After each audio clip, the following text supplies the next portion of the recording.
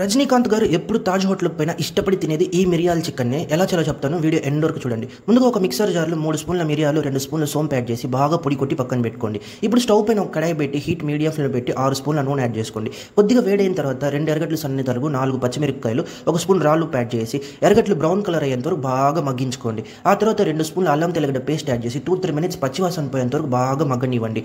ఆ తర్వాత 2 టమోటాలు సన్న తరుగు ఇందులోకి యాడ్ చేసి 2-3 మినిట్స్ బాగా గుజ్జుగా అయ్యేంత వరకు మగ్గనివ్వండి. ఇప్పుడు 3 స్పూన్ల మిరప్పొడి, 2 స్పూన్ల ధనియాల పొడి, చిటికెడు పసుపు యాడ్ చేసి ఒకసారి బాగా కలిపేయండి.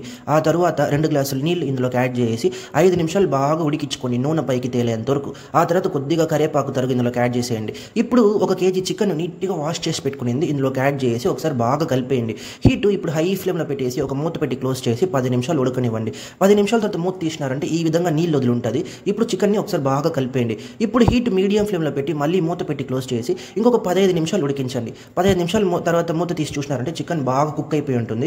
ఇప్పుడు మనం ఫస్ట్ పొడి కొట్టి పెట్టుకున్న మిరియాలు, సోంపు పొడి మొత్తం ఇందులోకి యాడ్ చేసి 5 నిమిషాలు మీడియం ఫ్లేమ్లో బాగా కలుపుకుంటూ ఉడకనివ్వండి.